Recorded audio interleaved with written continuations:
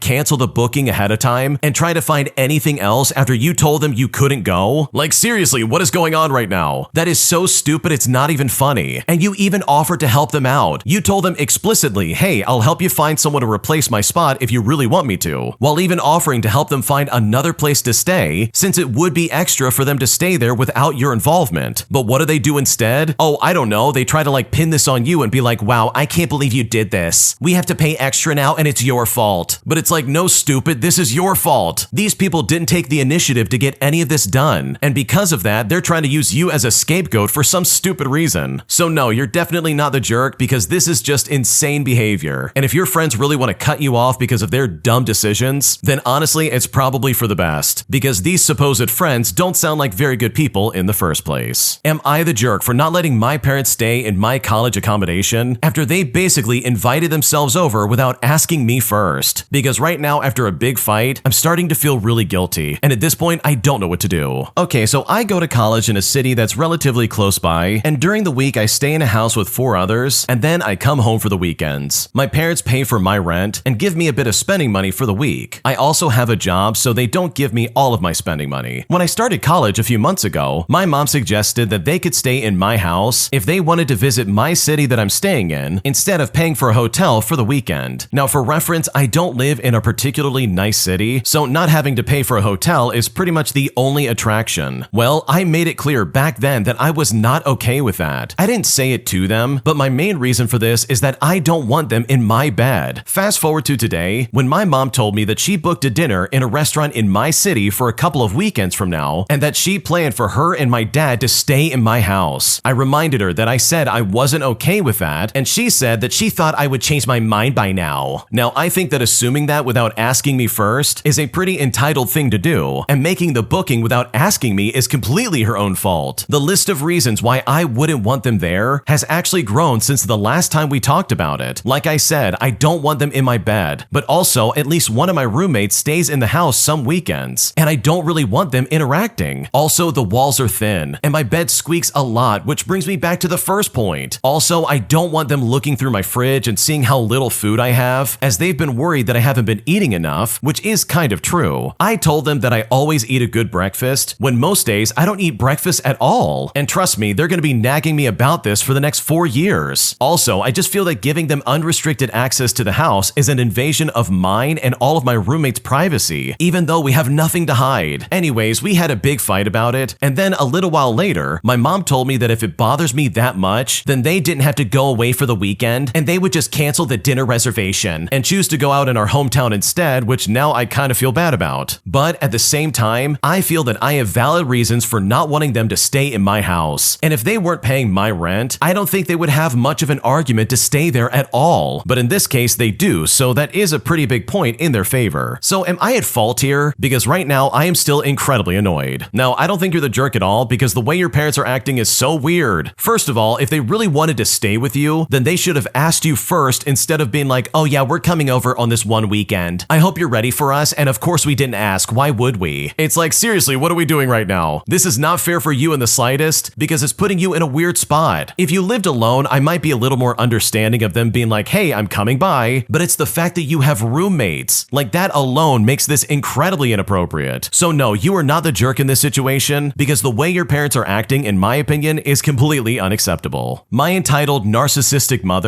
is ruining my wedding before it even takes place, as she is once again making everything about her while also turning my entire family against me if I don't bend to her will. And now I feel like I'm at my breaking point because right now I seriously don't know what to do. Here's what happened. Okay, so there is so much to this, and I really hope that this very condensed version makes even a little bit of sense to somebody. My longtime fiance and I have finally decided to make the step and get married. This has been in the works for all of 3 weeks, and it's already been an absolute nightmare due to my family. Long story short, my parents have been divorced for over 10 years, and it has been ugly ever since the beginning. For added context, very critical actions on my mom's part are what inevitably led to the divorce, and since then, the relationship between her and her older, now adult children has been extremely strained due to her actions and behavior, so I'll let that speak for itself. Now, due to the cost, our best option for a venue is my dad's house as a backyard event. While trying to put some feelers out to my mom's side of the family about the wedding, several family members made no effort to dance around their decision to straight up not attend if it was held at his house. Now, trying to make this work for everyone, we were able to find a different relative's home to act as the reception venue, and this seemed to get everyone on the same page of being willing to attend. But unfortunately, this is where the messiest part begins. My mom and I have not been on speaking terms for over a year. This stemmed from a situation like many others that she herself instigated and set off her full narcissistic tendencies. Despite not being on speaking terms, I've had several big life achievements this year and have attempted to include her in the conversation via a family group chat, including the decision to move forward with the wedding. She has never responded or participated in any of the messages that I have sent, including the wedding. With the wedding now in motion, I have family members telling me to reach out to her directly, that essentially she feels she deserves more from me than inclusion in a group chat despite not speaking to me for a year and not reciprocating the effort that I have offered through the open door of including her in the group chat. Her side of the family says they will not attend if she is not invited to the wedding, so I just caved and I directly texted her, reiterating once again that I have deliberately included her in these major life moments all year, and I've still not gotten a response. I reiterated that I understand she has her feelings, and I also have mine, but regardless, I'm still putting forward the effort that she is not reciprocating. Well, as you might guess, she didn't respond. Just like so many other times in my life, she has enabled so much turmoil and completely takes the joy away from something to celebrate. With her lack of response, I do anticipate her not willing to try to work things out with me just to try and attend my wedding, which also means I fully expect her side of the family to inevitably pull out of attending as well. I'm ready to pull the plug on the entire thing when so much of it has already become a fight within 3 weeks of planning. So am I overreacting and throwing myself a pity party, or would you also be upset in this situation? What should I do? Oh man, this situation sucks for so many reasons, but for me, it all begins and ends with the fact that your mom is an absolute piece of garbage. Once again, she's making everything about herself and trying to make you look like the bad guy. Like seriously, this is so uncalled for, it's not even funny. And it's also not fair. You're literally trying to reach out and extend an olive branch, and this lady is ignoring you and being like, well, I'm just not going to respond to you. And it's like, okay, well, this is your own fault. The original poster updated us and said that she finally did respond, but will only speak to the original poster if they go to her house and do it in person. And by the way, their mom lives 2.5 hours away from her. So the original poster decided to change the venue back to what it was originally, and they are literally just closing this chapter and moving on with their lives. So truly, they made the absolute best decision in this scenario, and I don't blame them for doing what's best for them and their wedding. If you like Am I the Jerk, you're probably going to love Am I the Genius. Check it out, link down below in the description. Also, go to amithejerk.com/submit if you would like to submit your own stories. Today, I messed up by breaking an Italian man's pasta machine in a cooking class, and I honestly feel terrible and I'm not sure what to do. Here's what happened. So I was in a fresh pasta cooking course, which was in 2 sessions, and this was the second one. And our Italian teacher had gotten some bad feedback on last session's cleaning from the school. I felt bad that he got the complaints for our sloppy mess, so this time I wanted to be extra helpful. We were getting ready to eat and some people started to clean. Now the teacher had brought his own very old metallic colored pasta machine, and I was the only one of the attendees that had brought his own. My spouse had bought it for me. It was a beautiful red one. Like this thing was a Ferrari, the same Atlas brand as the old one. Pasta machines have a tightening torque at the bottom, which attaches them to the table so that the machine stays still while you spin the crank. So I had to attach my machine, which has a very bulky torque that you can tighten very tightly, and I went to the other side of the table to take off the teacher's machine. That way he wouldn't have to do it himself. Well, somehow I forgot which way the torque in general was supposed to go, and for the most part, it has to be turned in order to open them up, and somehow I managed to tighten it even more. So I realized it and I switched the other way around, and with a little bit more force applied, part of the bracket came off. I went to tell our typical Italian teacher man, and he said to me that I am a brutal man, asking me what I had done, and he then went to do the same and managed to clip off the other part of the bracket. After that, he got brutal and just pulled the machine off the table with some force. Well, when this happened, I immediately apologized, and he stared at me and the machine in a little bit of disbelief, and with shock on his face, he said to me, "Well, I have your address and email," and before he could continue, I jumped in and said, "Yes, so you can send me the bill." And yes, he was nice about it, and we joked about it afterwards, but the machine was really old, so it probably had some kind of sentimental value. But honestly, oh well. I'm going to his other cooking class next week, and he said he likes Lamborghinis more than Ferraris. So now I told him I'll park one for him, because truly I messed up, and the least I can do is try to replace it. Yeah, this is a good example of maybe you did just a little bit too much to help out, and instead of actually helping out, you broke something that probably really did mean something to this guy. But thankfully, this guy does seem to have a good sense of humor, and he did take this in stride, because man, if this really was some kind of like family heirloom, this could have been a much different story. My boyfriend's sister resents me and my boyfriend for all the money that we have, and now this is causing massive fights between the two of them, leaving me stuck in the middle, unsure what to do. Here's what happened. Okay, so I've been with my boyfriend for a year and a half. We are both employed and we earn steady salaries. When it comes to paying for anything, we usually just split it down the middle. I've never asked my boyfriend to ever pay for anything for me. If he has ever paid for something just for me, it's because he insisted to do so, and that happens between the both of us, vice versa. Now, my boyfriend's sister is unemployed, as she was recently let go from her job. I've always gotten along with her fine. I've gotten her Christmas and birthday presents, and I've never had an argument with her. She also does not have a driver's license, and honestly, I don't know why. She has no major disabilities or any kind of setback. Now, I have a car, a license, and I pay for my own petrol. I also drive regularly. My boyfriend drives me around if he wants to, but I have never asked him to, because I can drive myself, so I have no need. My boyfriend drives his sister around and always asked her for petrol money, and this is maybe 100 Rand per week, and we are from South Africa, so our currency is Rands. Since she got let go from her job, she has started getting resentful about the petrol money. About 3 weeks ago, she hands over 30 Rand instead of 100. My boyfriend asked her where the rest is, and she responds by saying, "That's all I'm giving you because you drive your girlfriend around for free, which isn't even fair." My boyfriend then hit the roof and a major argument ensued. It turns out the sister has been snippy about my boyfriend not giving her spending money anymore, or even paying for her other bills, which honestly, I didn't even know he did until he started venting about the whole thing to me. And he did this because he's saving up for an engagement ring, and we are both saving up for a wedding. And this was just the final straw. And apparently, she's been snippy about that too, because she says that he's never gotten her anything nice like that before. I just said, "Okay, I can help you pay for the engagement ring." And he said to me, "No, I want to pay for it myself." Now, my boyfriend's parents can't support his sister anymore because they don't have a lot to begin with. So far, I have said nothing, and I have stayed out of it because I want to maintain a civil relationship with the sister. So I have not spoken to her about what she's been saying. And their parents kind of just shrug their shoulders and say, "Sort it out." So honestly, I'm not sure what to say to my boyfriend to try and help out, since he is at his breaking point with his sister. What should I do? Okay, honestly, I know the temptation here is to be like, "Oh man, I want to get involved. Is there something I can do or say to try and help this out? How can I be involved?" But honestly, in my opinion, if I was in your shoes, I would stay completely out of this. Like, this really does seem like a nightmare waiting to happen, and it seems like some kind of like family dispute that you just don't want to be involved with. Like, truly, this doesn't sound like a good time, and I would hate to be mixed up in the middle of this, because I'm willing to bet that your boyfriend knows better than anybody else that his sister is being very entitled. So I'm fairly certain to say that this is probably something that he can take care of on his own. Am I the jerk for refusing to go to my mother-in-law's house for dinner any longer after she started being so late and getting things ready that we now eat dinner at about 9 o'clock or even later? Because right now I am incredibly frustrated. Here's what happened. Okay, so my mother-in-law has recently moved back to our hometown after finally escaping from her ex. My My husband and I were unaware of the severity of the situation because my mother-in-law made efforts to hide it, and I know that my husband is feeling quite guilty about it. But my mother-in-law is doing better, and she has her own little apartment in town and has been working and rebuilding her life. We've made efforts to support her as much as possible, but we are in a tight spot financially, so what we can do is limited. For the past couple of weeks, my mother-in-law has been inviting us over to her place for dinner multiple times a week. She has always loved to cook and says that she is excited to get to cook for family again. Plus, she gets to spend time with our toddler. The problem is that she has consistently told us to be there at about 6 o'clock p.m., only for her to not have dinner ready until 9 o'clock or even later, and she refuses any help in the kitchen. Now, this is a major issue because we wind up staying out past our daughter's bedtime. Her whole nighttime routine gets thrown off, and it makes it harder to get down for bed, not to mention how cranky she gets waiting on the food. I've tried to gently talk to my mother-in-law about this, but she has always been critical of me and my parenting. She thinks it's outrageous that I keep my daughter on such a strict schedule and insists that when her kids were little, they didn't have schedules, and they just ate when they were hungry and fell asleep when they were tired, and it all worked out just fine. I asked my husband to talk to his mom about it, but she basically told him the same thing. But then she went off on him about how she was just trying to help us out financially by providing a few meals for us, and how terrible it was for us to try and make her feel bad for just wanting to spend time with her family. So he just dropped the subject, and we've been back to her place for dinner a couple more times since then, and it's still being served at about 9 o'clock p.m. And now she's also making passive-aggressive comments about how I need to loosen up and how I can't expect the world to stick to my schedule. Now, my husband thinks that we should just put up with it because his mom has been through so much, and he feels partially responsible because he was unaware of the situation and wasn't able to protect her. But after a particularly critical phone call with her yesterday, I told my husband that I didn't want to go to her place for dinner any longer. He insisted that she is just stressed because of everything she's been through, and we need to show her some leniency. But I told him that she can come over to our place for dinner every now and then, and that would be fine. But I am not going to be held captive at her apartment anymore. We didn't really come to an agreement though, and I'm thinking that maybe I'm being too harsh on my mother-in-law, and I'm making my husband's life miserable in the process. So truly, am I the jerk in this situation? Because right now, I really don't know what to do. No, I don't think you're the jerk at all. Like, this whole scenario is so annoying in my opinion, it's not even funny. For starters, the mother-in-law is not eating food until 9 o'clock p.m., and I bet that's exactly when your daughter's supposed to go to bed. The fact that she can't understand that and is somehow dismissing that and trying to justify her actions, in my opinion, is so toxic. Like, why should you show up at 6 o'clock and not eat your food until what, 9:30, 10 o'clock? All with her being like, no, I don't want any help in the kitchen. It's like, seriously, lady, I understand that you're stressed out and you're going through some stuff, but you're literally hindering my life. Like, this isn't fair for you at all. And sure, your husband feels guilty because he didn't know about his mom and all the stuff that she was going through, but guess what? That's not his fault. He didn't know about it because she kept it a secret. And I'm not blaming the mother-in-law for keeping it a secret. Like, I'm sure there's a lot of nuance and a lot of tough things that she went through, but in my opinion, there's no reason for your husband to beat himself up about something he did not know about. So truly, this is not your fault, and I don't blame you for speaking up, because this truly would get annoying very quickly, and I don't blame you for saying something in the first place. Am I the jerk for refusing to be responsible for my parents' dogs while they go away on vacation for over a week? Because their dogs are incredibly high maintenance, and they will disrupt my entire work week from the ground up. But despite the fact that I tried to explain this to my parents and tell them that this would not work with my schedule, my parents have now said that I'm being selfish and that I'm the jerk for not accommodating their anniversary. And at this point, I seriously don't know what to do. Here's what happened. I'm a 26-year-old male, and I'm the oldest sibling of my parents. I got married this year, and I moved out to live with my now wife in May, but I only live about 15 minutes away from my parents. My 22-year-old brother is away in college, and he lives about 2 hours away by driving, and my 18-year-old sister also just went away to college herself several states away, and so my parents are now technically empty nesters. My parents also have 2 dogs who are very high maintenance. They are extremely active dogs that require 2 walks and runs at the park per day just to get all of their energy out, and they also go crazy when my mom is not home. When I've watched the dogs in the past, I can hardly get any sleep because the dogs are restless due to a change in their routine. In the past, when we have lived at home, it has not been much of a problem for us kids that live at home to pick up the slack with the dogs if my parents are out of town. But my parents are going on a vacation for their anniversary in January for a week, and they've asked my brother and I to cover the responsibility of the dogs while they are gone. And this would involve one of us walking the dogs twice daily and staying overnight so that they don't get lonely or destroy anything. Now, because my brother brother lives 2 hours away at school. He can't realistically go to class and come and go home during the weekdays. So, given that, the weekdays would be completely on me. But here's the problem. I have a job that has an unpredictable schedule during the week. I might start early or end late on any given day. So it would be extremely hard for me to commit to the routine of walking the dogs twice a day. My wife and I also just got married, and she works night shifts as well as every other weekend. I don't want to leave my wife at home when she is home and go sleep at my parents' house just because of the dogs. I would basically not see her for almost a week because of her night shift schedule. And because she needs to sleep during the day, it just wouldn't allow her to come with me. And if she happens to be off over that weekend, then I do not want to be responsible for the dogs on the rare weekend that we are both available to do something together. Also, staying overnight at my parents' house would wreck my sleep schedule because the dogs would stay up all night due to the change in their routine. I told my parents this reasoning, and they actually told me that I was the jerk, all because they felt that I was looking for reasons to get out of this instead of trying to make it work for their anniversary. They then told me that I'm making this a bigger deal than it needs to be, but I find it ridiculous to ask me to leave my wife for a week just to stay at their house for the dogs. So truly, am I the jerk in this situation? Because right now, I really don't know what to do. No, I don't think you're the jerk at all, because it really sounds like those dogs are high maintenance. Like sure, you could probably make this work in some kind of way, but the way your parents are phrasing this, in my opinion, it kind of shows their hand in this situation. They know their dogs are obnoxious, and they just don't want to find someone else to put up with it. Because you definitely said the quiet part out loud. You know for a fact you don't want to do this, and they're trying to act like, oh, you're just trying to find reasons to not do this. And it's like, okay, well clearly you know you've got a problem that I don't want to solve. Also, the fact that your work schedule is kind of like all over the place, and your wife also works at night, for me is more than enough of a reason for you to be like, listen, I can't make this work. This literally is not going to work with my schedule, and my wife can't step up and do it because she's sleeping during the day. So personally, I don't think you're being selfish or the jerk at all. It's not selfish to be like, listen, I can't make this happen. This is disrupting my life and I literally have no time. Because I really believe that if anybody is being inconsiderate in this situation, in my opinion, I think it's the parents, and definitely not you or your wife. Am I the jerk for refusing to pay my ex-fiance's brother back for a dress that he bought me for a wedding that I just canceled? Because right now, I seriously don't know what to do. Here's what happened. Okay, for a bit of context, I got engaged in July to my long-term boyfriend who we will call Matt. We were excited to start the next chapter of our lives, and so we started planning the wedding immediately. Money is tight, but I have been saving for my wedding, so many of the costs were coming out of my savings, with Matt chipping in where he can, which was absolutely fine as we were planning our future. Matt spoke to his brother who we will call Tom, and he offered to pay for my reception dress. And in my culture, it's normal to have the white dress for the ceremony and then a traditional dress for the reception. Now, Tom has been living with me and my parents for a few months after he was kicked out of his place and then his uncle's. And it turns out that he was a peeping Tom, if you know what I mean. We took him in to try and help him get back on his feet, but since he moved in, he has just taken advantage of me entirely. He has taken my room while I sleep on the couch, and he often sleeps in, so I can't even go get changed till he gets out of my room. He also rode off his car and started driving mine to work, meaning I had to travel to a coworker to catch a lift to my office, which is adding at least 2 hours a day to my commute. He also doesn't pay rent or contribute to the grocery bill at all. After my father got retrenched, these issues finally came to a head, and my father told Tom that it was ridiculous that I had to catch a ride with a coworker and that I get home late constantly, while he drives my car as he pleases. He stated that I will now drive my own car and he can Uber to work. Well, this resulted in Tom and Matt deciding to get a flat closer to Tom's work so they don't have to pay that much for Uber, and finally with that, Tom moved out in an amicable arrangement, or so I thought. I don't know what Tom told his family, but I started getting irate phone calls from Matt and Tom's family members asking me how dare I throw Tom out like that. After a lot of back and forth, we agreed that my parents and I would meet with the family members and Matt just to try and smooth everything out and clear the air. Except when the meeting came, Matt didn't pitch, and when I called to ask where he was, he stated he knew that we didn't throw him out, so it wasn't his problem. I couldn't believe this man that I wanted to marry couldn't be bothered to deal with his own family. The meeting didn't go well, with lots of shouting and accusation, and eventually enough was enough. With this on top of all the other issues I've had with them in the wedding planning process, I finally snapped and I called off the whole thing. I messaged Matt a couple of times since then, but he's pretty much ghosted me. Now, here's where I might be the jerk. Tom has messaged me today demanding that I pay him back for the dress in 4 days' time, but I told him no, and that he must take it up with Matt as I have just paid double the amount to cancel well, our wedding venue. Also, I don't have the dress yet, and as far as I know, he's the one that has it. So truly, am I the jerk in this situation for all the things that went down? Because right now, I really don't know what to do. Okay, first and foremost, I need to say this really is insane. To start things out, honestly, Tom is a massive piece of garbage. He was taking your car and using it whenever he wanted, forcing you to go 2 hours out of your way just to get to work. Like seriously, how did that even happen in the first place? It is crazy to me that this was even allowed in the first place. The second anybody heard, oh wait, you're going 2 hours out of your way during your commute just to get to work? Like that is not gonna happen. I'm sorry, that's just not allowed. Also, this guy doesn't pay any money towards rent or the grocery bill. Like seriously, this is so annoying. So you mean to tell me that he was just some weirdo who lived rent-free in your house and was also taking your car for whatever he wanted? Like this guy's a grade A loser. Like seriously, how can anyone possibly defend that? So when Matt and Tom's family decides to be like, wow, you kicked him out, I can't believe it. It's almost like, wait a second, didn't you do the same thing? Like these people literally kicked him out for being a creep and a weirdo. And if you don't know what peeping Tom means, trust me, it's not something you want to be called. It basically means that this guy was looking places he definitely shouldn't when people weren't looking. So ignore the fact that you guys even let him in your house in the first place, but also the fact that Matt's like, well, this isn't really my problem, so I'm just gonna let you deal with it. Like seriously, that is a massive red flag, and I'm so glad that you called on to that, because this is how Matt truly is. In the face of controversy and some kind of confrontation, he's going to tuck his tail between his legs and run away. That's what you can expect from him, and honestly, that is so tragic. So no, you're not the jerk in this situation, because Matt is an absolute coward, and his family is really stupid. And the fact that anybody's believing Tom in this scenario, in my opinion, says a lot about these people. My mother's creepy boyfriend demands that I pay him $340 after he repaired my laptop and bought me new glasses, despite the fact that I never asked him to do either of those things. Because right now, my mom is not helping me, and this guy is treating me like garbage, demanding that I not buy anything else until he gets paid. And at this point, I seriously don't know what to do. Here's what happened. I'm a 21-year-old female, and due to personal circumstances, I moved in with my mother and her boyfriend for a few months leading up to Christmas. My mom has wanted me to move in for years, which I refused after being in care for a short period of time. Now, around the same time, my mom sat on my glasses and snapped the hinge and the arm off of them. After a few attempts to fix them, it was clear that they were irreparable. I use my glasses for reading my TV screen, as the small writing can be blurry, but my vision otherwise is 100% fine. Now, I also have an Asus VivoBook laptop, which costs about $300, and it was broken. Well, my mother's boyfriend surprises me one morning with not only new glasses, but also my laptop completely fixed. Now, he took it out of a communal drawer without telling me, which made me uncomfortable, and the computer had been completely wiped, which he went ahead with without even asking me. He then paid for it to be upgraded with lots of extra storage. Time goes by, and my mom tells me that he wants the money back for the laptop and storage upgrades. And I tried to explain that it felt really weird, and she agreed, but said this was something that he often did, and that if I wanted to keep the piece, then I simply had to pay him back. He also refused to tell me how much it cost to fix it. I was supposed to just give him money, and he would tell me when it was paid back. Now, I'm a people pleaser by nature, and I didn't want to rock the boat, so I agreed to pay, and I gave him $120. I then asked again for the price, and I was told that he had the receipt and he would show me. Well, guess what? He never did. I then gave him another $80 and was told that it was all paid back. Well, fast forward months later, and he is now demanding $140 for the glasses, which is super annoying because I could have gotten a free replacement through my health coverage. I'm being heavily guilted every day for not paying him. I even got myself some food a week ago and was told that it was rude and not to do it again until I pay him back. Now, the receipt for the glasses has still not materialized either. For reference, my mom has exactly zero income. She has no job and no benefits. So even though she broke the glasses, she still can't pay for them. If I had the expendable money to fling away $340, I definitely would do that, but I don't. I have tried to be fair in the situation. And to be clear, I had said multiple times I was going to get my laptop fixed and I was going to get a free pair of new glasses. And these were presented to me as a surprise gift. This guy is also very rude to me all the time. He called me a jerk recently, if the word jerk started with the letter C, if you know what I mean. And the environment around the house has been so bad, I never leave my room unless he's at work in order to avoid his many sly comments. If he was kinder to me, it would be much easier for me to just give him the money when I'm able to. I have found myself waking up, thinking about the situation, and basically tossing and turning, unable to sleep, all because of my anger, which really is very unlike me. So truly, am I the jerk in this situation for not having having this money at the drop of the hat? Because right now I'm very frustrated and I don't know what to do. No, this is so weird. Why would this guy do this? Like, this guy literally took your belongings and said, here you go, I fixed them for you, and then demands that you pay him for services you never asked of him. Like, this guy's a total weirdo. Like, what is wrong with him? For me personally, the fact that he took your laptop and cleared it out and added extra storage and gave it back to you, like, that is really sketchy, and I would never use that laptop. Like, I would actually make sure that's really cleared out and there's not some kind of like secret spyware on there. I don't know if there's some way you can reset the laptop, but if I was in your shoes, I would scrub that thing down head to toe just to make sure nothing's in it. Because based on this guy's behavior, I can believe that he would do something sketchy like this. And seriously, why is your mom okay with this too? She's sitting here talking about not rocking the boat. Meanwhile, her boyfriend is going out of his way to basically scam your daughter. Like, this whole scenario is so weird, and the fact that you're basically being extorted to pay for something you never wanted, in my opinion, is incredibly inappropriate. If you like Am I the Jerk, you're probably going to love Am I the Genius. Check it out, link down below in the description. Also, go to amithejerk.com/submit if you would like to submit your own stories. My restaurant job has brought in some of the weirdest customers I've ever had to deal with, and after putting up with this for 3 years, I'm now questioning everything I've ever had going on, because right now, I seriously don't know what to do. Here's what happened. Okay, so I've been at said restaurant for about 3 years now, and I've been serving there for most of those 3 years. Every year around the holidays, such as Thanksgiving and Christmas, is usually amazing. Customers usually watch you bust your butt, and typically they tip really well for it. But as of today, it seems as if a bunch of jerks have popped out of the woodworks. We did have some crazy coupons going on, and I know that brings out the worst in people, but a total of 2 tables actually used said coupons, so that really shouldn't be an excuse. The first table that really made me question my existence was one that had 5 people, but instead of taking a booth that can fit up to like 7 people, they demanded to push 2 tables together to make an 8-top. Now, because it's Thanksgiving week, that really messed us over later on. My next table flat up screamed at me because of something corporate decided to start doing a year ago, which is like, sure, whatever, I can't control that. They also tipped me 10% because what they ordered had an upcharge. And again, I don't get paid hourly and I'm not corporate, so I don't know what they want me to do about it. My last table said I was the best server they've ever had, but then they proceeded to tip me $1 on a $40 tab. He also chugged 10 sweet teas in the hour he was there, and yes, I was counting. And that was also when my mental stability actually left my body. However, that was my last table of the day, so I left after that. The table that actually did it for me was my mid-shift. They are regular customers that are apparently gluten-free. However, they ordered nothing to match that. They sent back their salads 3 times. And I could say the first one was genuinely my fault and I told them that. I mean, we are all human and we mess up from time to time. But the second time, the complaint was that their roasted chicken was too peppery. And as a side note, our roasted chicken is not only dry, but it's also unseasoned. It seriously just tastes like dry turkey. I told her I can do it without the protein so it's not peppery, since you can't do non-existent seasoning. Then they wanted to buy $200 worth of gift cards, which again, no problem there. We actually have a contest to see who sells the most, and it puts my name in a hat, so that's fine by me. But then they tried to pay with said gift card, but then 10 minutes later, I realized that we cannot take gift card purchases with a gift card. This is my first year selling gift cards, so it definitely took me on a wild goose chase. I then tell them that I can only do the food with said coupon, and they were fine with me splitting it like that. However, the buy one get one coupon went off that check as soon as I split it. So without me or the customers realizing that I did this, I ran the card through without any of that on there, which then turned into another problem where I had to void the whole check and do it again. And by the way, this is all happening while I have 8 other tables to take care of. Anyways, after the whole hour they were there, as well as the 15 refills that they got, I ended up getting a 10% tip. They didn't even pay for 2 of the $12 salads, and I did all of that for 10%, plus these people come in all the time. So truly, with all due respect, I think people like this should not be allowed to go out, and it should be okay to tell people don't come back. So am I overreacting or am I crazy in this scenario? Or is there something in the air that's making people act like idiots? Because right now, I really don't know what to do. Yeah, I've been in this situation before where it seems like, man, everybody is out of their minds. Nobody's acting like a normal human being, and everybody's just off their rocker. So no, I don't think you were overreacting, but I definitely think this is just one of those situations that definitely can happen in the restaurant business. Because trust me, I agree with everything that you had to say. Am I the jerk for leaving in the middle of Thanksgiving dinner? All because of the way that my mom treated me. Here's what happened. Okay, so my mother hosts Thanksgiving dinner at her house every single year. It's a small family event with my parents, me, my brother's family, and my sister sister-in-law's family attending. Now, we avoid family quarrels by implementing a strict no politics rule and trying our very best to be civil. I should probably also mention that we are not a particularly close-knit family. We rarely see each other beyond these events, since my brother lives in South Africa and I travel a lot due to my work. Thanksgiving is important to my mom, since it's one of the rare times that we're all together. Anyways, the main problem that I have with my mother is her constant critique of me. She has a habit of making passive-aggressive comments about my life choices, from my career to my lack of children, all the way up to the way that I dress. I've addressed this with her multiple times, but she doesn't really seem to be aware of it. My father claims it's just her way of fussing and expressing that she does care, but it does hurt though, because my brother is never criticized in the same manner. I cannot entirely fault her for her criticism, since I did majorly mess up my life a few months ago, and it has affected her opinion of me negatively. It does not excuse the way that I acted, but I just wanted to explain why I left. By the time we finished dinner, I was a bit prickly because of some of her commentary. Now, for reference, I made a cake for dessert. I was explicitly put in charge of it, and no one specified what exactly I should make. So I opted to make a maple cheesecake. I did my best, and honestly, I thought it looked okay. My mom normally makes pumpkin pies, but I really hate pumpkins, so I thought perhaps we could try something new. As I was bringing out the cheesecake, my mom looked at it somewhat weirdly and announced that she had decided to make the usual pie as well. This caught me off guard. I asked why she didn't tell me beforehand, and she said something like, "Well, we figured that you would do your own thing, so I thought it was best to have a backup plan." She then went on to cut the pie and serve it to everybody, instructing me to leave the cheesecake in the kitchen. When someone asked to try my dessert, she said, "Let's not mix too many flavors at once," which honestly felt passive-aggressive. I know it's immature for an adult to get this upset over a triviality, but I just politely refused as she was handing me a slice of pie. And then I decided to retrieve my coat and I left the party. People were calling after me, I think, but by that point, I was crying for some reason, and it would have been too humiliating to have an emotional outburst in front of everyone for no reason. My mom then just texted me, saying that it was incredibly rude and immature of me to leave like that, especially on Thanksgiving. My brother also sent me a message saying that I'm acting irrationally. I feel horrible for leaving so abruptly, especially because my parents are getting older, and we are already not that close. Something about my mother seems to turn me into a neurotic teenager, and I honestly hate it. So am I the jerk in this situation? What should I do? No, I don't think you're the jerk at all, because seriously, your mom sounds like a piece of garbage. Like, she really does sound like a nasty piece of work, and I completely understand why you're not that close to her. Like, she could have been so much better about this entire situation without being a massive jerk about it in the process. But instead, she chooses to be nasty for literally no other reason other than just to put you down one more time. And I completely understand where you're coming from. Sometimes those passive-aggressive remarks can be worse than anything more pointed. So no, I don't think you're the jerk at all, and I know if I was in your shoes, I would question ever going back to her house again on any other kind of holiday, because it really seems like this kind of treatment is definitely going to happen. This next story came from the Am I the Jerk subreddit. Check the links in the description if you would like to submit your own story. Am I the jerk for choosing my boyfriend's family over mine for Thanksgiving dinner? Because after I left to go to my boyfriend's house, my mom has been guilt-tripping me hard, saying that I'm abandoning my family, all because I agreed to eat at my boyfriend's house. And right now, I feel very frustrated and I don't know what to do. Here's what happened. I'm a 23-year-old female, and I spent Thanksgiving with my boyfriend's family, and now my parents are upset. My family has never been big on Thanksgiving. We've never had a traditional dinner together, and most years, I've either just worked or done my own thing. Every once in a while, my mom will make food, but it's just there for us to eat whenever we wanted. In fact, we would never just sit down and eat as a family. Also, this kind of ended during my high school years. Well, this year, my boyfriend invited me to his family's Thanksgiving, but initially I declined since my dad mentioned that he might invite his family over, which would have been an absolute first. But when I followed up with my dad the day before Thanksgiving, he said it wasn't happening after all. So I told my mom that I'd go to my boyfriend's dinner at 12 o'clock, and seriously, she seemed okay with it. But when I was getting ready to leave the next day, my mom was cooking and told me, "Well, you better eat with your brother and sister before leaving to eat with another family. The food should be ready in about 2 hours." Now, at this point, it's about 11:30 in the morning, so I told her that I couldn't because I wanted to be on time for my boyfriend's dinner, and also because I was bringing the apple cider for the dinner and his dad had gotten us movie tickets. But then in that moment, my parents got really mad and said that I was forgetting my roots and that I had chosen my boyfriend's family over them. Now, if I knew that my mom was still cooking and wanting us to eat together first, I wish he would have told me last night so I would have told my boyfriend's mom that I would be there to eat with them or even to go to the movies afterward. weird. Now, I felt bad, but still I left. The next day, and my mom is still saying that I picked my boyfriend's family over them and all this other stuff. And I just honestly don't think it's that serious. Also, a while ago, she said she's going to stop calling to check on me when I come in late after work past 7 o'clock p.m. because I told her I'm 23 and I don't need her to call me if I'm not home by 7, which apparently she took offense to. And now she's saying that this is going to be another one of the things that she won't bother me about, since apparently I see nothing wrong with not eating with family first. So I told her that I'm not sure what that situation has to do with any of this and that she's being petty and weird. I honestly think my parents are just not used to their kids having a significant other, and they just don't know how to react to certain things because none of my siblings have ever been with someone before. Now, I say this because there's been so many other things that they are very overprotective about, especially when it comes to my dating life and me spending time with my boyfriend, that I honestly just don't want to get into. Also, I live with my parents and siblings, and I see and speak to them every single day, so it's not like I'm abandoning them or never gonna see them again. So truly, am I the jerk in this situation? Because right now, I really don't know what to do. No, I don't think you're the jerk because your dad literally said the day before that a family dinner is not happening. So for your mom to suddenly be like, oh yeah, we're gonna be eating in like 2 hours, you need to be here. It's like, nope, I'm sorry, I can't do that. You literally made commitments somewhere else and you have to honor those. Plus, your family never eats together for dinner. Like, this is not something that ever happens. And it literally almost seems spur of the moment, all because you're deciding to go somewhere else. Like, it really comes off like your mom is just using this as an excuse to be petty, instead of this being some like legitimate criticism about you and the family. So no, I don't think you're the jerk here, and if anything, I think your mom's being a petty weirdo, because the way she's acting, in my opinion, is completely unhinged, and you do not deserve this kind of treatment in the slightest. Am I the jerk for calling my mom a toddler and telling her that I no longer trust her with my money, because after she scammed me out of my reimbursement for buying Thanksgiving dinner, I now seriously don't trust her, and at this point, I really don't know what to do. Here's what happened. I'm a 19-year-old female, and I went grocery shopping on Thanksgiving for the household, which for the record, I couldn't afford, but I was also operating on the assumption that my mother would reimburse me the cost, as she had agreed to do so before I left. I also kept it under $150 as also agreed upon. However, today she gave me only a portion of that money, and in the note that she left me, she noted that she had given me the money and implied that I had been lying about the costs in order to get more money out of her. I showed her my recent transaction history proving that I wasn't lying, but she then accused me of misremembering what she had agreed to. She said to me, I never said I would cover everything. I only said I would give you some of the money. Now, as an important side note, she is convinced that I'm lying about virtually everything because when I was younger, I had manipulated her various times out of desperation in some kind of attempt to hang out with my friends and comb the city for extracurricular activities. She was one of those parents who were obsessed with crime statistics, so she never allowed me to venture beyond a mile away from home regardless of the time or day. And as a result, the nature of my friendships were shallow, given that I didn't have the opportunity to cultivate more meaningful bonds beyond the confines of school. Now, admittedly, this loss is relatively small. I'm a broke college student on financial aid whose pay was docked this month due to my boss's absence. Together, both my grandmother and I cover the majority of household expenses, and every dollar counts. So now I'm in an even bigger hole. But I was more upset about the fact that she's gone back on an agreement, especially how contemptuous she is of me for having done the same in the past. Now, I told her as much, and she predictably launched into a tirade about how I'm perpetually dishonest. But I haven't lied to her since the previously mentioned moments. I said that it's unfair for her to judge me, especially according to some of my worst moments in my life, and to continue to resent me for exhibiting developmentally appropriate behavior that she'd react to in such an immature manner disproportionate to the offense. Like, she would storm away and slam doors and refuse to talk to me for 48 hours and accuse me of wishing that she hadn't been born, especially when I tried to explain why I had felt compelled to lie to her. I asked if she would berate a baby for crying in public or scream at a toddler for climbing something they weren't supposed to. I said if she was too much of a toddler to understand why it's ridiculous to hold a grudge against your child for doing something children typically do, then it is not my problem, and I don't care to waste my time trying to get back in her good graces. I also thanked her for teaching me a valuable lesson, that I am never going to trust her with my money ever again. Well, after that conversation, she stormed off to her room and has texted me the following: do not text me, do not call me, and do not email me, because according to you, I'm a 2-year-old, and toddlers are not parents. So am I the jerk in this situation? What should I do? No, I don't think you're the jerk at all. Your mom lied to you, and she basically made you buy Thanksgiving dinner for free. Sure, Sure, she gave you some money, but she went back on your verbal deal that yes, she would cover the money. Like, that is honestly so dishonest, it's not even funny. And that would really upset me, especially if I was a student and my budget was so set in stone. Like, I'm willing to bet you don't have a lot of money to throw around in the first place, so the fact that she took advantage of you when you had no money to begin with, like, that is crazy to me and there's no good excuse. So no, you're not the jerk for telling your mom off, because if I was in your shoes, I would also never trust her with any of my money. Am I the jerk for calling out my friend for her rude comments after she said some brutally harsh things to a mutual friend, all under the guise that she was just being quirky and different? Because right now I've apparently really offended her, and at this point I seriously don't know what to do. Here's what happened. I'm a 25-year-old female and I have a friend who we will call Sarah, who's always been kind of unique. She's one of those people who prides herself on being quirky and different, and while I completely get that, sometimes it crosses a line into being rude or inconsiderate. She will often interrupt people mid-conversation to share her random thoughts, even if it's completely off topic. She's also really loud and makes awkward comments about personal things, such as asking a couple if they'd ever consider an open relationship at a dinner party, or commenting on someone's weight without any kind of filter. I have talked to her about it in a nice way before, saying that sometimes it feels like she's not really paying attention to the social dynamics or how others might feel about her comments, but she brushes it off by saying, "I'm just being myself. You can either take it or leave it." Well, this weekend we were at a gathering and she made a huge scene by loudly criticizing a mutual friend's new haircut. Now, it was a bad haircut, but she didn't need to say anything. At that point, I finally snapped and I told her that she's not being quirky, she's just being rude, and it really is starting to get on my nerves. Well, after I said that, she was really upset. She said I was trying to suppress her personality and that I don't appreciate her for who she is. And now she's been ignoring me and our friend group is completely divided. So am I the jerk for calling her out, or should I just let her continue with her stupid quirky behavior? What should I do? No, you are not the jerk, because this really is inconsiderate. It feels like dealing with that one friend who's like brutally honest, where they say what's ever on their mind and then try to be like, well, that's just who I am. I am just a brutally honest person. Take it or leave it. Like, that type of person and the person that Sarah is, in my opinion, are cut from the same cloth. But in this case, the delivery is more funny than the other person. And honestly, I can't stand people who act like this. If you're really that socially inept, where you legitimately don't see that you're offending people around you, then that doesn't mean that you're some kind of like bold person. That means, in my opinion, that you're a social pariah, and you clearly have no social skills even to begin with. I mean, come on. Who in their right mind would ask a couple if they've ever considered an open relationship? She had better know that couple really well to ask that kind of question, or she really is just too dumb to see that this is not something you ask people. So no, you're not the jerk for calling her out, because her rude behavior absolutely deserves to have consequences, because her comments, in my opinion, are incredibly offensive. An entitled Karen demands a full refund on the wedding photos I took for her 5 years ago, claiming that because she got a divorce and her marriage fell apart, she should get a full refund for the wedding photos that I took. But after I told her I wouldn't refund her the $3,000 she paid 5 years ago, she's now claiming that I'm profiting off of her misery, somehow shifting the blame of her marriage falling apart on my shoulders. Here's what happened. I'm a 34-year-old female, and I am a wedding photographer with over a decade of experience. 5 years ago, I was hired by a woman who we will call Emily to photograph her wedding. At the time, she was very happy with my work, and I provided a package that included a full-day shoot, an engagement session, a wedding album, and digital copies of all the edited photos. She and her then husband, who we will call Jake, left a glowing review and recommended me to several friends, and everything was great. Well, fast forward to 2 weeks ago, and I get an email from Emily. She says that she and Jake divorced last year and that she wants a refund for the wedding photos because they no longer hold any value to her. She said it's unfair that she paid so much for photos that now only serve as a painful reminder of a relationship that didn't last. Now, at first, I honestly thought it was a joke, but she was being completely serious, meaning that she's asking for a full refund, which would be about $3,000. I politely declined and explained that the service was rendered in full. The photos were delivered, and she had no complaints at the time, but she insists that I am profiting off of her misery and that a refund is the least I can do given her circumstances. I've never encountered anything like this before, and while I do feel bad that her marriage ended, I don't think it's fair for her to demand her money back now. Since I declined, she has been sending me increasingly aggressive messages and has even left a new, very negative review on my business page. Some mutual acquaintances who were also my clients have reached out to me saying that I should consider giving her at least a partial refund so that I can avoid any bad publicity. way, but I'm standing my ground because I believe this is absurd. But now I'm starting to wonder, am I being the jerk for refusing to give her any money back? Because right now I'm not sure what to do. Oh wow, this is literally insane. This entitled Karen really wants to get all that money back, all because her marriage fell apart 5 years later? Like, I'm sorry, but you definitely do not deserve any of that money back. That $3,000 was spent half a decade ago. And just because her marriage fell apart doesn't mean that you're somehow responsible for it. Because guess what? If she doesn't like those wedding photos, then just take them down. Delete them, get rid of them, do whatever you want. But don't come back 5 years later and expect a refund. And the fact that she's trying to be like, wow, you're profiting off of my misery. It's like, what are you talking about? You were not miserable when you got married. You left a glowing review and you literally were happy with what you got. And I'm pretty sure that's probably incredibly easy to see. So the fact that she's coming back 5 years later being like, give me my money back, my marriage failed. It's like, I'm sorry, but that is not going to work. It is also crazy to me that any mutual acquaintance of any kind would even begin to entertain this crazy psycho Karen, because she is literally trying to get money back for something she spent 5 years ago, all under the guise that the original poster is somehow at fault for her marriage falling apart. So no, of course you're not the jerk. This Karen is out of her mind crazy, and anyone in their right mind, or even with a shred of common sense, would see that this lady is completely out of line. If you like Am I the Jerk, you're probably going to love Am I the Genius. Check it out, link down below in the description. Also, go to amithejerk.com/submit if you would like to submit your own stories. Am I the jerk for no longer welcoming my mother-in-law into my home after she said some mean things about my son? Because right now I feel like I'm in the wrong, and at this point I don't know what to do. Here's what happened. So I've watched my in-laws, namely my mother-in-law, my sister-in-law, and my sister-in-law's husband, trash talk about their entire family for years. Now I usually just say it's not appropriate, or I walk away, or I don't even engage in the conversation. I've told my husband many times that if she ever spoke that way about our family, she will not be welcome around us anymore. Well, my mother-in-law is at our house for Thanksgiving. She lives multiple states away, and we only see her once or twice a year, although she's been discussing purchasing a home near us. My son is a teenager and he's autistic, and she is well aware of the fact that he is on the spectrum. My son was in the basement running on the treadmill, talking to himself loud enough for us to hear. My mother-in-law then said, "What is he doing?" And I replied by explaining that he's talking to himself. She asked why, and I said, well, it's because it makes him feel good. She then says to me, "Oh, he's weird." And this is one of those comments where she wasn't joking and she wasn't kidding around. In fact, she was being very straightforward. So I told her that she's weird, and then I walked off. I went upstairs shaking, and I told my husband what happened and that she is no longer welcome in my son's home. This is his safe space. He masks and keeps it together outside of these four walls all day, every day. And if he wants to talk to himself in his own home, he should not be subjected to judgment. Also, if she feels comfortable enough to say this to my face, then what is she saying behind his back? Now, my husband said he would talk to her, and I told him to ask her to leave tomorrow. For reference, it is dark, and she doesn't drive in the dark, so she can't leave today. He went and talked to her and came back up and said she realized what she's done is wrong and that she is sorry and that she won't do it again. He said that no one has ever called her on it before, and she didn't know if it was a problem before, and we shouldn't just cut her off and just give her another chance. Even though, as a side note, this is completely false, because every time she has said something inappropriate about other family members, I have told her straight up that it isn't okay. The fact that an adult has to be told it's not okay to call an autistic child weird is pretty wild, and I want to protect my children from her. My husband is now insisting we discuss this right now, and that I be willing to work through this and not just cut her off. But teaching her manners is not my responsibility, because my son's well-being is my responsibility. If she wants to work on herself, come back later to apologize, and demonstrate she won't say things like that again, then I will be happy to welcome her back. But until then, she is not welcome in my house. So am I the jerk for making this kind of stance? Because right now, I really don't know what to do. No, I don't think you're the jerk at all, because what she said about your son is absolutely unacceptable. Even after you explained that maybe this is just something he likes to do, she still said that he's weird. And honestly, I completely agree with you. If she's saying this to your face, then what is she saying behind your back? Especially when you consider her history of like talking trash to other family members. So no, I don't think you're the jerk for being like, no, I don't want her in my house, because her behavior, in my opinion, is incredibly toxic. My boyfriend's mom doesn't like me, despite the fact that she's never met me and doesn't want to meet me. And now I feel like I'm stuck between a rock and a hard place, because at this point, I seriously don't know what to do. Here's what happened. Okay, to start things out, this is a bit complicated. My boyfriend and I have been together for about 6 months. We are extremely compatible, and I can see this relationship relationship going the distance. I live alone currently, and I am very financially secure, and I'm happy with my life. My partner is also financially secure, but he lives with his mom, and he has lived with his mom his entire life. My boyfriend, who we will call James, could afford to move out, but due to their housing situation and his mom's mental health issues, he's continued to live there to ensure that she doesn't get moved. So James initially told me that he was going to save to buy the house they currently live in, so that way he could move out without risking his mom being relocated. And at the time, I didn't say much about this, although in my mind, I figured it would set him back a lot. James has paid everything towards the house since he was about 16 years old, and his mom just doesn't work. She's had the opportunity to have jobs, but chooses not to, and this never sat right with me. She's also put off meeting me, but I figured it would happen soon enough. However, a few weeks ago, we booked to go away together for a couple of nights, and we had an incredible time. But the night we came back, I found out that night before he went away, his mom had kicked him out. You know, the house that he pays for. And he stayed at a friend's place and didn't mention it since he did not want to ruin our trip. She kicked him out as soon as he said he was going away with me, telling him that he had to choose between me and her, and saying that he shouldn't date me since I'm diabetic, and she doesn't want her grandchildren being diabetic as well. And for reference, I've had type 1 diabetes since I was 11, and my mom is also type 2 diabetic, so this really baffled me. Now, of course, I was furious. Me having diabetes was completely out of my control, and her attack on me just made me feel like I didn't deserve love for something so stupid. Long story short, James was crying to me and saying he couldn't lose me, that she kicked him out since he was defending me. Bear in mind, James has only ever said positive things about me, and I've only been loving. I had given him flowers on multiple occasions so that he could give them to his mom when she was having health concerns, and I've done nothing but treat him with love and respect. Now, since then, him and his mom are fine, but she has said nothing about meeting me or even wants to acknowledge the relationship. And to be honest, I don't know how to feel. Now, me and his closest friends have told him that she seems to view him as a husband and is the nightmare boy mom that you see in any kind of movie, feeling like I'm stealing her son. James has realized this, and we are now saving for a house together, and he has said that he is no longer going to buy the house for his mom as he refuses to put his life on hold for her anymore. She always has something bad to say about any girl he has mentioned prior to me, but she has snapped this time since she's realized that we are serious about a future together. They've always been extremely close, and he has spent his life feeling like he owes her since she raised him as a single parent and gave up a lot. But myself and his friends have since opened his eyes to the fact that this is your job as a parent and that he doesn't owe her his life because of this. However, I now just don't know what to do. My family loves James, as do I, but I always envision having a good relationship with my partner's family. His grandparents adore me and can't understand the mindset of his mom, but I can't see the issue being resolved. From what I've heard, she needs some serious help for her mental health, but she never seems to stick with it. Part of me is worried that she's going to manipulate him back in, and our plans to buy together in a year or so just won't happen, and then I'd most likely have to end the relationship. James assures me this won't be the case, and that his mom wanting him to leave the only person that's ever done right by him has thankfully opened his eyes, as she should be happy for him since everyone else can see that I'm the one. So do I accept the way that his mother is and trust James to do the right thing for his future and for our future together? I can't help but feeling that his mom has drawn me almost into a battle of me versus her, which never should have been the case. I can't go over to his house for obvious reasons, so we can go out together and he can come to mine, but we won't be living together for at least another 12 months. My plan was always to buy a house, but it speeds things up with us saving together. I guess I'm just looking for advice to a really messed up situation, and if there's any hope for us to be happy together, or if I just need to leave. What should I do? Okay, in my opinion, and this is literally just what I think, this is seriously so early in the relationship to be dealing with this kind of garbage. For starters, the fact that his mom is acting this way, in my opinion, is insane, because I think you've captured it entirely. She doesn't want her son to leave because she feels that you're stealing him from her. Also, the fact that you guys are looking at a house at 6 months in, like that really is crazy fast if you ask me. For reference, both of them are 24 years old, so there really is a lot of time to figure out if this is someone you want to be married to, let alone buy a house with. Like, sure, you love James, but clearly his mom is kind of crazy, and I think I understand your hesitation. Like, would you want to be dealing with that for literally the rest of your life? Because I don't know about you, but I can put up with a lot, but the fact that his mom is antagonistic towards you before even meeting you, like that in and of itself is not something that I would immediately want to deal with. So hopefully this all works out for you in some kind of way, and hopefully his mom is able to see the light of day and like accept you even at the bare minimum, because the way she's acting right now, in my opinion, is completely unacceptable. Am I overreacting for getting pissed off at my father after he threw a pie in my boyfriend's face at Thanksgiving dinner. Because right now I feel like I messed up, and at this point I don't know what to do. Okay, to start things out, my boyfriend has social anxiety. He's not very used to family reunions since his grandma was adopted from another country, and he is from another state. Nevertheless, he still makes it to my family functions. My father has always been kind of different. I've thought for a while now that maybe he's on the spectrum, as he struggles with social norms and is unable to read a room. My father and I have had a lot of friction most of our lives, until recently when he seemed to really let up, as he's always tried controlling my life and becomes more upset than most parents when I am not following the path that he wishes me to be on, and I honestly feel he's not respecting my boundaries. Now, for additional context, we are at my aunt and uncle's house for Thanksgiving. My aunt is a professor at university, and her husband is a partially retired business owner. Their house is immaculate. It is one of the 6 houses on a Victorian walk of homes in their town, and it's not really a home that you want to goof around in. My oldest bonus son, we'll call him Max for the sake of the story, is 10 years old, and I found him tearing up in the kitchen as he was missing a late relative of his. We talked for a while, and after feeling better, we both got a slice of pie. And of course, we had to get those good feelings out by piling on a bunch of whipped cream. 3 of my uncles chanted to Max to keep going, and eventually we had more cream than we did pie. As I was leaving the room though, I overheard my father bet him $20 to pie his father. Now, I assumed he was joking, so I kept walking to my boyfriend. We're then with the entire extended family when I see my dad and Max approach my boyfriend from behind. They're both giggling, but my dad is holding the pie. He then grabs my boyfriend's head and slams the pie as hard as he could into his face, and he did not go light. I then snapped at my father and the whole room went silent. My uncles kept apologizing that they tried to convince him not to do it, but he would not listen. My dad then tried saying that Max offered him $20. Now, my dad apologized to my boyfriend, but he was smirking afterwards, so he doesn't feel it was very genuine. I genuinely think that my dad was trying to show off and got brownie points with Max and didn't think it through. In the past, when my father has done things like this, he is unable to see the other side. Well, I have to see him shortly, and my boyfriend doesn't want me to talk about it with him because he doesn't want my dad and my relationship to be damaged from it, since our relationship is really only just starting to grow. But what is his motive besides to embarrass him in front of the entire family? We have been together 3 years now, but he doesn't see most of those family members outside of holidays. On a positive note, my boyfriend scores tons of brownie points with my family. So am I overreacting for being upset that my father pied my boyfriend in front of the entire family? Because right now I really don't know what to do. No, you're not overreacting at all. This was highly inappropriate and your dad should be ashamed of himself. Although from the sounds of it, it doesn't seem like that's something he's able to do. Like seriously, what is his problem? He doesn't know your boyfriend like that. He has no idea how your boyfriend's gonna react to that. So for him to be like, oh yeah, I'm gonna pie him in the face just to get a laugh, like that's incredibly inconsiderate. And if I was in your shoes, I would be so pissed off. If there was some kind of like extended relationship between your boyfriend and your dad, where like they really were good friends and they liked each other and they were on super friendly, good terms or something like that, then sure, pie him in the face and get a good laugh out of it. But from the sounds of it, this really does seem like a one-sided situation where your dad did this literally at the expense of your boyfriend. So in my opinion, this is highly inappropriate. There's no reason for him to have done this, and honestly, he really should be ashamed of himself. So no, I don't think you overreacted at all, and honestly, I think if I was in your shoes, I definitely would have a conversation with him, because this is something, in my opinion, I think absolutely needs to be talked about. My boyfriend has a new coworker that I'm worried about, as he is constantly bringing her up and is always finding reasons to spend time with her, even in moments that I don't know about. And at this point, I feel very paranoid and jealous, and I seriously don't know what to do. Here's what happened. So I've been dating my boyfriend for 3 years now, and this female coworker is supposedly engaged to her boyfriend. He started working a temporary job probably 2 months ago now. He talked about this one girl that is his manager a lot, about how she is trying to move him up, and how she's expressed that she likes him working there, but I didn't really think anything of it. But then one day we are drinking and hanging out with his friends, and he brings her up. He talks about how she's so cool, and they have a lot in common with a big smile on his face. Then he goes on to say that she really wants to meet me and become best friends with me. Now in my head, I thought that was a bit weird. I mean, he's only been working there for a month, and she's saying things like they've been friends for a while. That's when I started to feel a little bit weird about it, but I didn't say anything, and I started talking about something else. Later in the evening, when it's just me and him, he asked why I changed the subject when he was talking about her. I said because I felt weird how he randomly brought up his coworker while we are hanging out with friends, and the way that he was talking about her. That's when I finally asked how old she is, and he told me that she's 24, which by the way, is our age. I asked to see a picture of her, and yep, she is very pretty and definitely his type. But this whole time, I pictured someone that was maybe 35 for some reason. Anyways, she is now the lead in every story he tells about work, so I asked if they're getting close. He says he doesn't really know what I mean, and then just says no. We then got into an argument about her, and I agreed to back off because he says there's nothing. Now, I will admit I wasn't being the most civil person about this, and I did accuse him of liking her, which caused the argument in the first place. Another month goes by, and he avoids saying her name now, except for the fact that they asked her to make a list of employees that she really wants to keep, because this is a temporary job, and that apparently she put his name on top of her list because she really likes him. And at this point, all I can say is, well, that's really good for you, I guess. Fast forward to last night, and we were talking about how his family and I are going out for his mom's birthday for a pop-up bar after he gets off of work today. He then mentioned something about her, and how he doesn't want to let her down at work on a responsibility or something like that, and that he's gonna leave work early to make it to his mom's birthday. Then he gets a smile on his face and says that she's supposed to be there. And I'm just like, wait a second, what do you mean she's supposed to be there? He said he mentioned the bar that they're going to, and that she invited herself because it's close to her house. And I was like, okay, well, that's kind of weird for a coworker to invite herself to your mom's birthday party. Then he says I'm being judgmental, and that just because I wouldn't do that doesn't make it weird. And it's like, okay, that's fair, but I just do find it weird and inappropriate. Then I start questioning how close they really are, because she clearly feels comfortable enough to invite herself to his mom's birthday. He then says that they're friendly, and I then ask him if he wants her there too. And he says to me, yes. He says he would have wanted to invite her himself, but he knew that I would freak out if he did. And I'm just like, wait a second, why do you want this random coworker you've known for 2 months to meet your whole family? He says it's not a big deal, and he only wanted to because she lives close by. But I say to him, listen, I'm friendly to my coworkers too, but I just can't imagine myself or them inviting themselves to my mom's birthday. But once again, he says I'm being judgmental. Then in the morning, he says that she's going with her friend and that she's just going to say hi. But I felt it was weird, and he didn't mention that before, and he acted like she was going to be joining us the night before. Anyways, I was being a jerk about it and said I wasn't going to be nice to her. Then I calmed down and apologized for being a jerk about it, but I will admit I was being paranoid and jealous about this entire thing. He then gets really mad at one point and says that he went out to eat with his coworkers one day but didn't tell me because he knew that I would get mad at him for her being there. And it really made me feel like garbage about myself, while simultaneously made me worry about what else he's been keeping from me. Anyways, I feel like I'm going absolutely crazy and that I'm being the insane paranoid girlfriend, and I honestly just want to stop. I don't know what to do, honestly, because I really don't feel like I trust this girl, but I also want to stop causing these problems in my relationship all because I'm jealous. What should I do? Okay, first and foremost, if I was in your shoes, I would feel the exact same way. Why is your boyfriend being so weird about this coworker? Like, from the sounds of it, it really does come off like he has some kind of like secret crush with her, especially with the fact that he feels the need to hide information from you. You've been with this guy for 3 years, and suddenly this girl comes around that he's only known for 2 months, and she is now this major point of discussion and like this one thing he always wants to talk about. So truly, I don't blame you for getting paranoid and jealous, because your boyfriend is not helping the situation at all. He's not putting you at ease, he's not saying anything to be like, oh, don't even worry about it. Instead, he's almost like bouncing it right back at you and being like, wow, why are you so judgmental? You hate her and you've never even met her. And it's like, wait a second, you do know that this is your girlfriend you're talking to, right? Like, this other lady is a coworker. You don't know her that well, and you're almost like protecting her in some kind of way. That is honestly so weird to me, and I just will never understand that kind of attitude. So yeah, if I was in your shoes, I would be freaked out by this as well, because the way your boyfriend is acting, in my opinion, is one giant red flag. And in my opinion, you have every right to be upset about this, especially when he's doing so little to try and calm your nerves. An entitled Karen hits me up in my DMs on Instagram, demanding that I send her money so that she can get an Uber, claiming that she can pay me back with groceries from her food card. But once I told this Karen no, she absolutely lost her mind, turning this entire scenario against me in a way that I truly did not expect. And I'm honestly so glad she blocked me, because I never want to deal with a scam like this ever again. Here's what happened. Okay, so I'm an 18-year-old female, and I just got the strangest Instagram direct message from some random lady asking me to send her $40 for an Uber, and in exchange she would buy me groceries on her grocery card. It legitimately sounded like a scam, and if it wasn't, then what was she thinking? The exchange went as follows. This random lady said to me, "Can you help me get an Uber? I'll buy you groceries with my food card if you do. I just got a crazy amount of money on my food card, and I can order a pickup order order for you. It's $38, but it would be like $31 with Apple Pay, and I do have it. I know I don't know you, but I saw you from a body-positive political comment, and I agree with you, and I felt the need to connect here and just see what's going on. Well, I responded by saying, I'm just gonna say this really sounds like a scam, and if not, then my God, you've got some audacity asking me for money when I don't even know you. For all I know, we don't even live in the same country. Like, what is going through your head right now? I'm not trying to be rude, and I'm just trying to be realistic and straight up. Like, seriously, ask your friends, not me. I am not your bestie. This lady then responds by saying, it is not a scam, and you are just a jerk. Like, seriously, you just can't help anybody out, can you? You're the type to not help out homeless people or charities. Screw you, you absolute jerk. Like, you could have been nice, but no. Instead, you're just a massive jerk. I responded by saying, lady, you are not a charity. You're just some greedy lady on Instagram. So as far as I'm concerned, you can either take the bus or you can walk. But either way, just shut up. This lady responds back by saying, actually, you don't know my life. I live with disabilities and I live with my mom. There's also no buses at night, you idiot. So screw you, because it really seems like you don't care about anybody else except for you. I respond back by saying, okay, well, call your mom then. Why are you asking a random girl on the internet? Like, what are you even thinking about? After that, she proceeded to block me, which I don't care, because I was on my way to block her as well, but I wasn't about to let her try and make me feel bad when she came in here asking me for money because she agreed with one of my comments. I am not the bad guy here, and I know that, because like, it's obvious she's entitled and expects everyone to feel bad for her because she can't afford an Uber and supposedly lives with some kind of disability. And what makes her think that I can afford an Uber for her? Like, truly, it's mind-boggling to me what people think is okay because of the internet, especially when dealing with people who are truly trying to scam you. Oh man, this is the classic scenario of like, oh, give me some money and I'll pay you back later. It's like, no, that's not gonna happen. Like, I don't even know you. Like, this lady really thought she could go into your DMs and be like, oh, please give me money. I need money so bad, I'll pay you back. It's like, no, you won't. I'll never see that 40 bucks again, like ever. The original poster would have been better off just lighting $40 on fire than giving it to this lady. And I just love the fact that when you said no, they're like, wow, I can't believe you. And then they list off all these things they have wrong in their life as if that's your problem. And it's like, cool, you live with a disability and your mom? I can legitimately name like 5 people off the top of my head who are also in that situation, but they're not going around Instagram trying to use that to like bait people into giving them money. So truly, I love the way you handled this situation, because this is something I would do as well. Because this lady was clearly trying to scam you, and the fact that you wasted her time in the process, in my opinion, is absolutely hilarious. If you like Am I the Jerk, you're probably going to love Am I the Genius. Check it out, link down below in the description. Also, go to amithejerk.com/submit if you would like to submit your own stories. Am I the jerk for asking my cousin to reimburse me for the Yu-Gi-Oh cards I loaned to him so that he could start playing professionally 7 years ago? Because now, after I found out he sold all of my cards for $3,000, I'm demanding that money, as I feel that I deserve it more than he does. Here's what happened. So about 7 years ago, my cousin got back into playing Yu-Gi-Oh professionally. He got really good, and he won a YCS championship and made it to the top for most of the other YCS tournaments. At that time, he needed some cards, and I was no longer playing. I had some really rare cards from the original booster packs that they just don't make anymore. Cards that are worth hundreds, if not thousands. Some of those cards were useful for his deck, so I gave him my massive folder of cards to borrow whatever he needed. Well, long story short, he borrowed my cards, won some championships, made it to Japan for the finals, and then he quit after 2 years of playing. I hadn't paid much mind to the cards at this point, but just recently, I brought it up with a friend who mentioned that a majority of the cards I had let him borrow were worth a gold mine. Once I did some research and saw the prices, I got excited and asked my cousin if he still had the cards and if I could get them back, but he assumed that I had handed them over to him permanently for him to keep, and he recently sold the entirety of the folder, including his own cards, for a total of $3,000. So, am I the jerk for asking him to give me the entire $3,000? He never asked me if it was okay to sell them, and I never exclusively said that he could have the cards to keep. I never asked for them back until I saw the price, so I guess that's why I'm curious about the whole thing. Also, when I brought it up to him, he refused to give me any type of reimbursement, leading to an argument over who's at fault. So honestly, am I at fault here? What should I do? Okay, honestly, yes, you absolutely are the jerk. You gave him those cards 7 years ago. Literally, that's almost a decade ago you gave those cards to him. Sure, you phrased it like, oh, can I borrow this? But you're the one who never followed up and was like, okay, I want those cards back now that you're done playing. You didn't keep tabs on him, you didn't try and check in with him, and instead you just basically walked away from it. So if I was your cousin, I would be like, okay, I guess he doesn't want these cards back. Like, it really does boil down to that. So the fact that you're trying to come back 7 years later and be like, okay, I need that $3,000 that you earned off of my cards. Like, at that point, it's not your cards. You abandoned them and you basically gave it over to him. So he has every right to sell them or do whatever he wants with them. Because at the end of the day, if you didn't know how much they were worth, you probably would have never asked for them back, which honestly only hurts your case more when it comes to wanting that money in the first place. Am I the jerk for not letting the grocery delivery guy into my friend's apartment building, as he was literally waving me down and banging on the door, demanding that I open up for him? Here's what happened. Okay, so I'm on vacation in Las Vegas this weekend, where I'm staying at a friend's apartment. It is located in a large complex of towers, and the parking lot is guard gated, in addition to residents needing a key to open the lobby door. My friend had to work today and left me alone at his apartment with his second key. He warned me against losing the key because management is strict and it is expensive to replace. Around lunchtime, I ordered food delivery, and when my delivery showed that it was 5 minutes away, I went down to the lobby to wait for them and to meet them at their car as soon as they pulled up. Since it is cold, I waited in the lobby while watching the delivery tracker on my phone. After a minute, I could see in the corner of my eye a woman arrive with grocery bags. She tried to open the lobby door, and when she couldn't, she talked to a man on the intercom where she was basically saying, "Hey, I'm here for delivery," but still couldn't gain access to the lobby. A minute later, another person arrived with more bags and knocked on the door and waved at me, requesting that I let them in. Now, I would have taken the risk of letting them in if it was my own apartment, but I was anxious that I could get my friend in trouble with apartment management on the somehow off chance that this was some kind of hoax. For all I knew, this could be something the residents were explicitly warned about. In fact, I previously lived in a building that had a string of break-ins because of fake deliveries, and they would buzz random apartment numbers until they were let in, so it didn't seem out of the realm of possibility. I told them through the door, "Sorry, I can't do it. I don't actually live here and I don't know the building rules," and I repeated that apologetically a couple of times when the man kept gesturing at me angrily and repeating something sarcastic of, "Oh, of course you can't." Now, I was in the process of asking another resident who just got off the elevator if it was okay to let them in when they were finally buzzed in by whoever was on the intercom. As they walked by, I once again apologized about not knowing the building rules, and this guy actually yelled at me as they got on the elevator. So honestly, am I the jerk for not helping them? Because right now, I really don't know what to do. No, I don't think you're the jerk. These people don't even live at this apartment complex, and you don't even know them. And I know people who have done the exact same thing that you're talking about, where they buzz a random apartment number in some kind of effort just to get into the building. So I don't blame you for being cautious and being like, "Listen, I don't know you and I can't just let you in." Because knowing my luck, if I was in your shoes, the second I let them in is the moment they're like, "Oh yeah, that was a test and now you're in trouble." So no, you're not the jerk here. And the fact that this guy yelled at you, in my opinion, is so out of line. Because truly, at the end of the day, you didn't do anything wrong. Am I the jerk for putting my roommate's dirty dishes in front of his door after he basically refuses to ever clean up after himself? Because right now, I'm very frustrated and I really don't know what to do. Here's what happened. Okay, for context, my roommate and I are both in college, and we've known each other ever since elementary school. We thought living together would be a good idea, but instead, it's been an absolute disaster. Before he moved in, I lived alone and kept the apartment spotless. And once he moved in, the place became a mess. After the first week, he left cooked food on the counter and stove for days, splattering grease everywhere, and I seriously couldn't even use the kitchen. I tried to talk to him about it, but he belittled me and didn't take it seriously. So I told my parents, and they tried talking to his mom, but she just brushed it off and said that he would clean it. Well, he did clean, but then claimed that I should have just talked to him. However, the situation kept getting worse. About a month ago, I got sick and I went home for the weekend. When my parents came back to help with food, they were horrified to find the kitchen covered in trash and dirty dishes. I mean, the smell was unbearable, and we ended up cleaning for 3 hours. Afterwards, my parents called his mom again, and she yelled at them, calling them crazy and saying they had no right to be involved. And now we're back to the same issue. The counter is covered with food, including rotten meats, eggs, and dairy, which has been sitting for days. I texted him to clean it up, and he said he would the next day, but he didn't do it. I've been unable to eat properly this week, and I'm a collegiate athlete, so it's really affecting my performance. So I took all of his food and I put it in 2 bags, leaving it in front of his bedroom. Now I want to know, am I the jerk for taking this extra measure? He's been sick multiple times this semester, which I think is due to his hygiene, and I feel like I'm paying the price as well. What should I do? Honestly, I think you did the right thing by putting it in front of his door, because what else are you supposed to do? You've tried talking to him, you've tried talking to your parents, you've tried getting his parents involved,